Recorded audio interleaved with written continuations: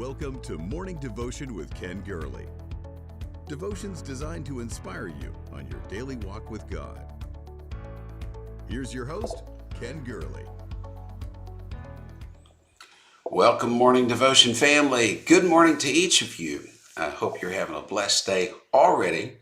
This is an amazing day to see what God is doing with us. See, my little graphic is missing up there this morning. I don't know what's happening there. Let's see if I can somehow figure this out a little bit. Maybe I can. There we go. Look at that. The wonders on air adjustments. Oh, goodness gracious. I couldn't have done that a year ago. Let me just tell you. Good Thursday morning to each and every one of you.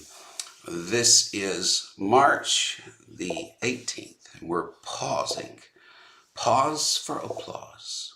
Due recognition for this beast of a year. Oh my, can I get a witness to that? A beast of a year, and we're thankful for this moment together. I just feel like saying thanks today. Is that all right? I'm going to say thanks in a way that I don't know.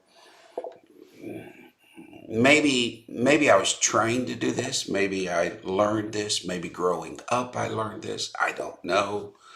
Maybe through the years and in observations I've learned it. But Sue and Colleen, Esther, I just want to say thanks and give due recognition for this beast of a year. Oh my.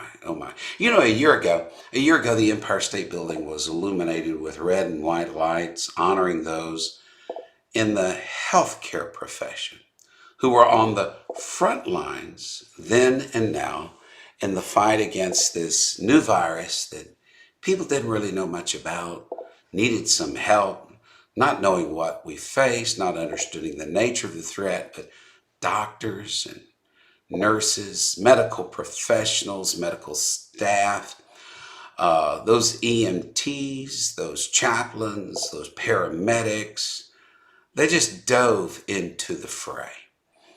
Without proper protection, without adequate rest, without adequate knowledge of knowing what they face, they waded in to save their lives, and many of them lost their own.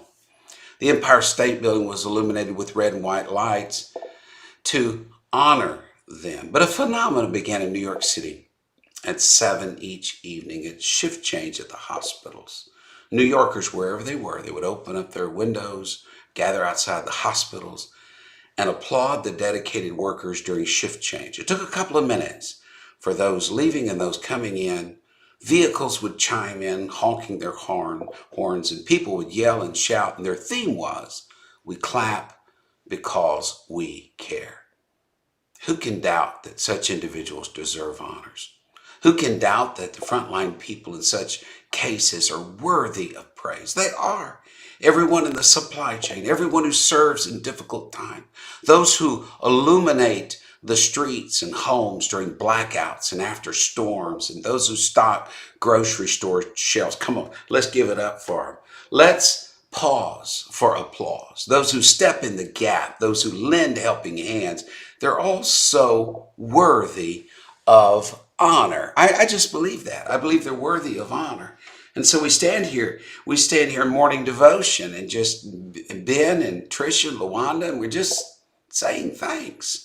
Thanks. We pause for applause to give due recognition for a beast of a year. But today falls upon my shoulder. I want to give applause to a specific group of people. All deserve applause for their incredible efforts through this year. But I just want to say thanks to a certain group of people. And I want you to help me do that. Would you help me do that during this day, maybe all throughout this weekend? I would love it if you followed the page, liked the page, and share this page. This devotion most specifically, I believe it's needed. I really do. So, hey, Brother Chandler, it's good to see you. Glenn, Pat, What a great group we've got on here today. Thank you for being a part of this. Jesus said that the children of this world are wiser than the children of light. That the world, in a sense, is wiser than the church. That statement is found in one of the most curious parables that Jesus ever told, and that is the parable of the unjust steward. When you figure that one out, you just let me know. I look for instances where worldly wisdom exceeds that of the church. This is one of them. The world will pause to applause. They will pause for applause. Last month, the Golden Globe nominees honoring the film and media. Last week, the Grammys honoring those in song. It just seems the world knows it's right, it's proper to give honor where it is due. You and I will differ in what their definition of honorable is, what's worthy of praise, but the very act that they stop and recognize is meaningful, important. And today we pause for applause to each and all who struggled during this beast of a year. Not had time to process what we've been doing, but it's the process that has mattered. Not if we succeeded, but that we tried. Not if we won any accolades or crowns, but if we gave ourselves to a cause greater than us. As Teddy Roosevelt said in his most famous speech, it's not the critic who counts, not the man who points out how the strong man stumbles, or where the doer of deeds could have done them better.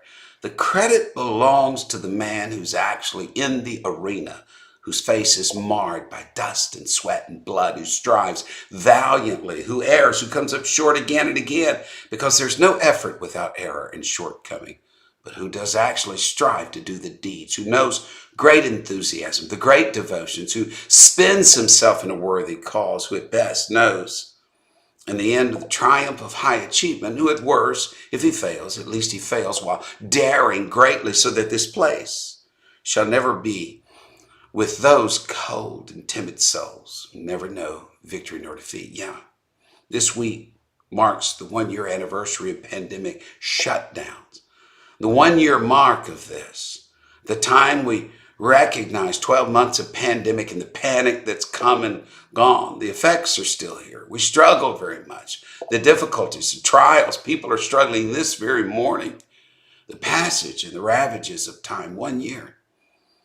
I think we need to pause for applause and honor a church family and honor the saints of God that remained faithful to God and to church. You could have walked away. You didn't.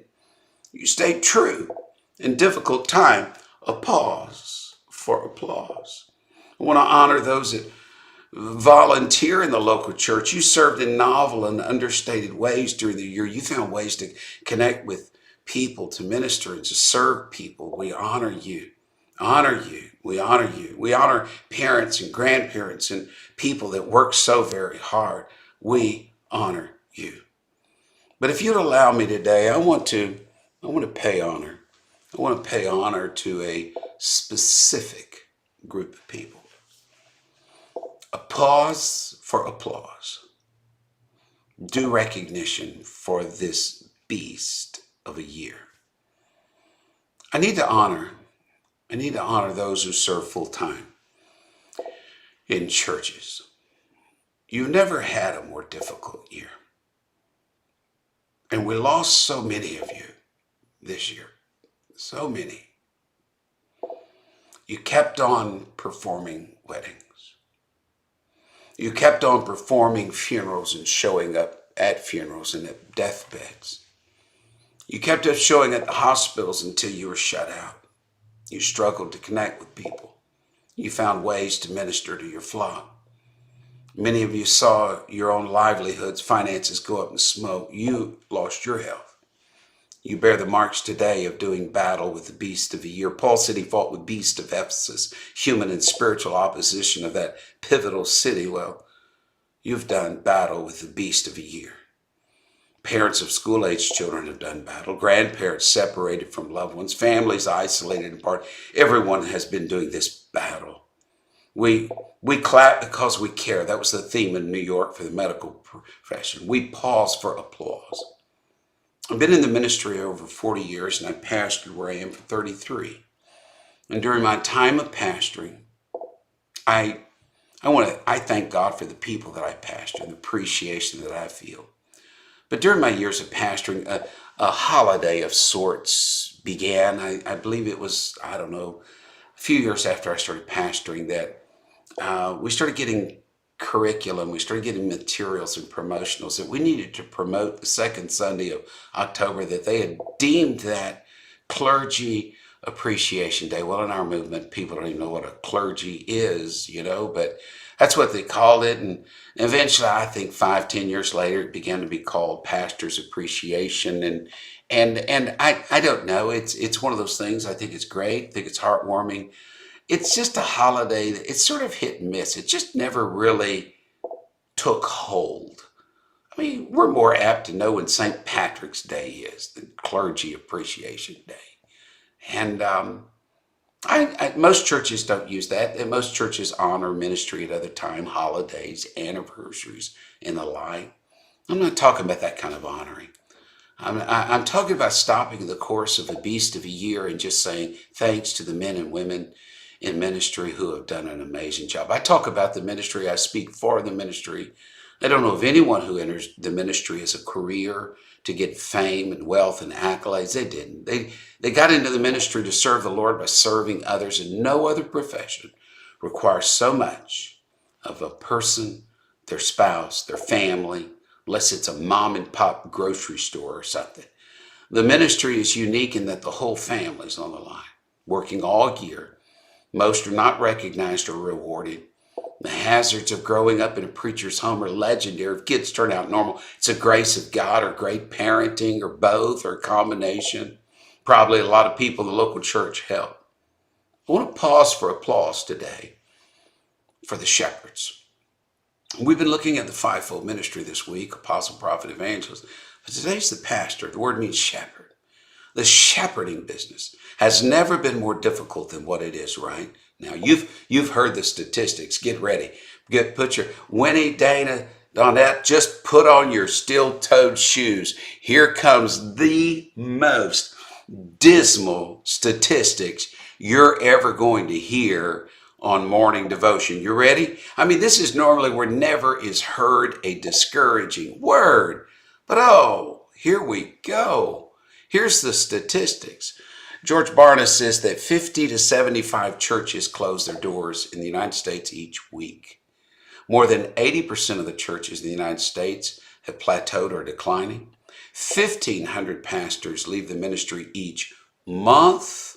3 reasons: moral failure, spiritual burnout, or contention. 4,000 new churches begin each year, 7,000 close. 50% of pastors' marriages end in divorce. 80% of pastors feel unqualified or discouraged. Half of pastors would leave the ministry if they could figure out how to make a better way of living. 80% of Bible college graduates won't enter the ministry or will leave within 5 years. 85% of pastors say their greatest problem is they're fatigued. 90% said the hardest thing about ministry is dealing with uncooperative people.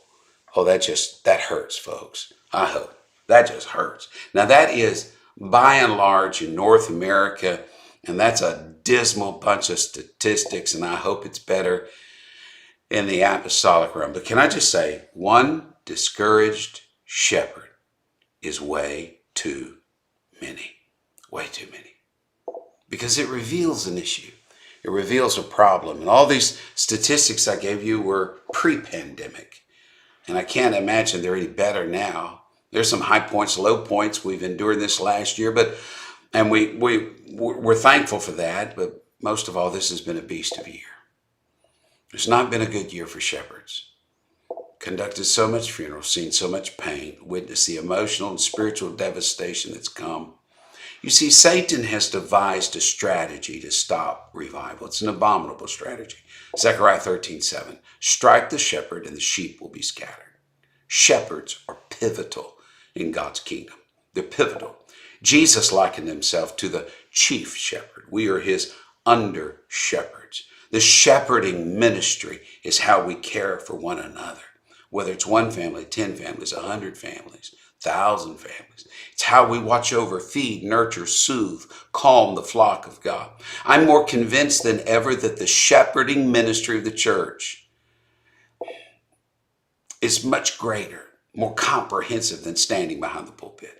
It's those key people throughout leadership in the church who watch for the souls of men and women and youth and children. With a harp, David calmed the sheep. With a staff and sling, he defended the sheep. Shepherds are not only the focus of God, they're the focus of a roaring lion. Zechariah said in an earlier chapter, there is a sound of wailing shepherds, for their glory is in ruin. There is the sound of roaring lions. The lion's strategy is strike the shepherd and scatter the sheep.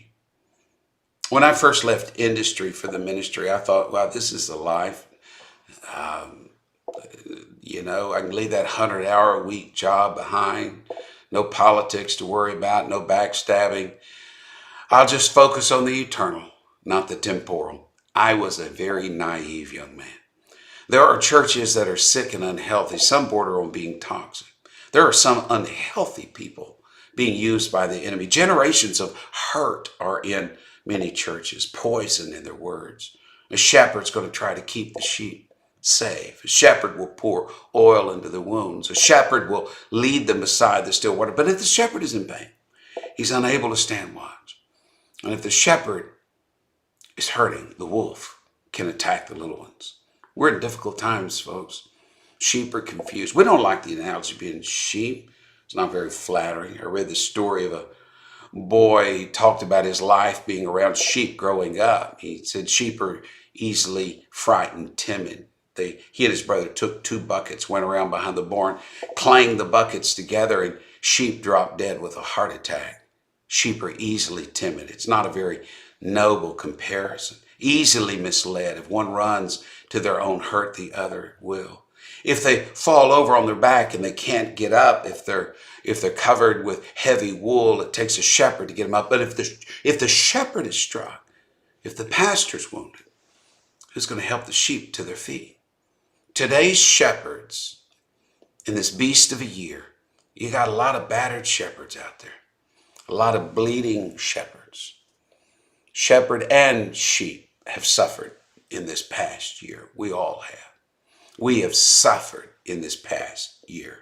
It's been a difficult year. When people just look at me and say, I've had a wonderful year, and I'm thinking, on what planet have you been living? This has been a difficult year. I watch shepherds when they rise up to defend the flock, only to realize that their flock is wolves in sheep clothing. I watch entire churches get deceived, and they begin to view the shepherd as their problem, the wolf as their friend. Shepherds are being struck and struck hard. Now, at church, you never know it. The shepherd's smiling. You don't see the dark circles under their eyes, the bloodshot eyes, the trembling hand. Mask wearing has helped hide fatigue. You don't hear the pastor's spouse and family praying all hours of day and night, watching anxiously as shepherds burn candles at both ends, knowing soon that fuel's going to be spent, and a patriarch or matriarch, they're going to be gone. I'm not speaking for myself. I'm speaking for shepherds today. I don't believe that anyone can really grasp what a shepherd endures in this day and age, unless it's another shepherd. But even then, shepherds don't have strong relationships with other shepherds. They simply don't have the time to cultivate and form those friendships. We can't understand, but we can applaud. We can say, thank you. Thank you. Thank you in this beast of a year that has wounded so many shepherds, where they've been hemorrhaging faith and hope, endured compassion fatigue, scraping the bottom of the barrel, trying to stay vertical more than staying in revival, hopeful more of surviving than thriving. We just want to pause for some applause. For those student ministers and those children workers, the pain you've endured, trying to minister to kids whose worlds have collapsed. And while serving, you've been yelled at, fussed at, told you weren't doing enough. Just remember, sheep only bite when they're wounded. Hurting people were hurt people. But shepherds, what about you? What about you and what about me? Do we hurt others because we've been struck? Or do we just take it out on ourselves or those nearest to us? We can't understand, but we can applaud. One day, each shepherd is going to face the chief shepherd. And they want to hear those words, well done, thou good and faithful servant. But until that day comes, like those New Yorkers did each night at 7 o'clock, it's good to pause for applause.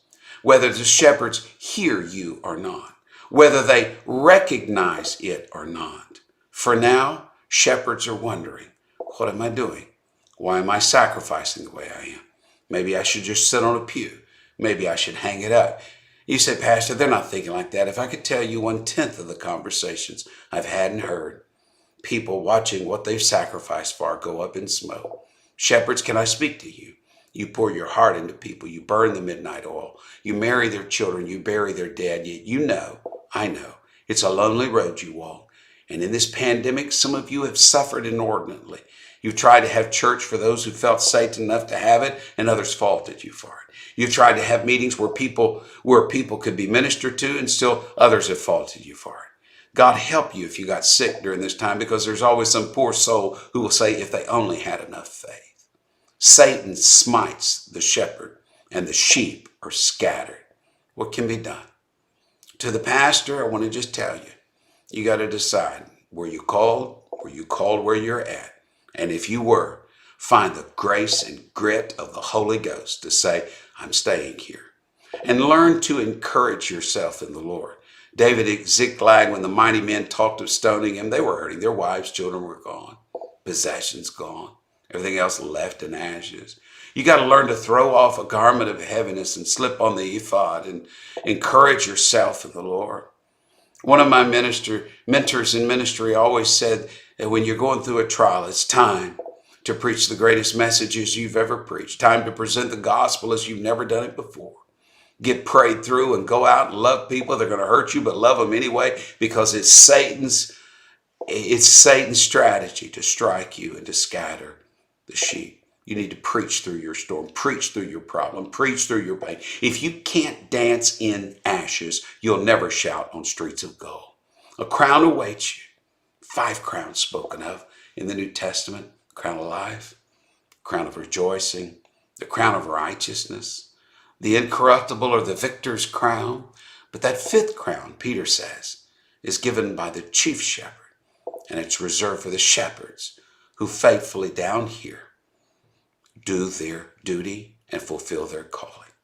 So the strategy is to strike the shepherd and the sheep will flee. We've seen this. But our weapons are stronger than those that are of Satan.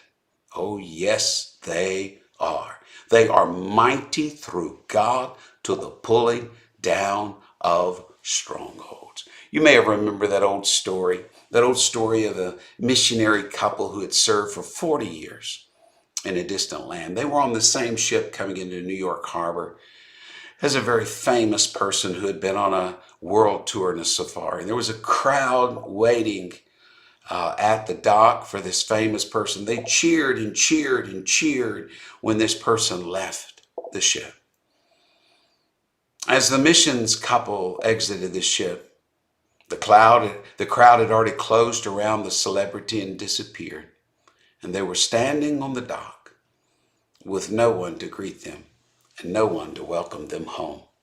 And at that moment, the missionary said, God, why? Why is there no one here for us? Why was there great applause, a huge crowd for a celebrity and not for us? And there was that divine whisper, because you're not home yet.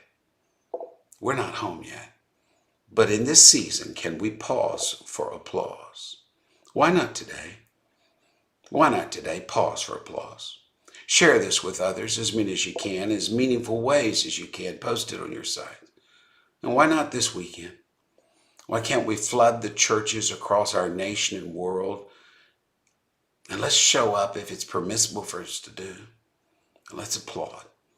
Let's applaud until we're embarrassed for clapping so much. Let's applaud until the tears come to our eyes, to the eyes of the faithful saints of God, the ministers, the volunteers. Let's applaud in the teeth of adversity, in the beast of a year, and let's say thank you.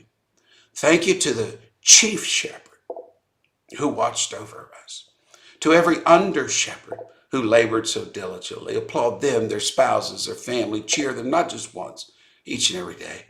Whether they hear you or not, just step up and applause. Today we pause for applause.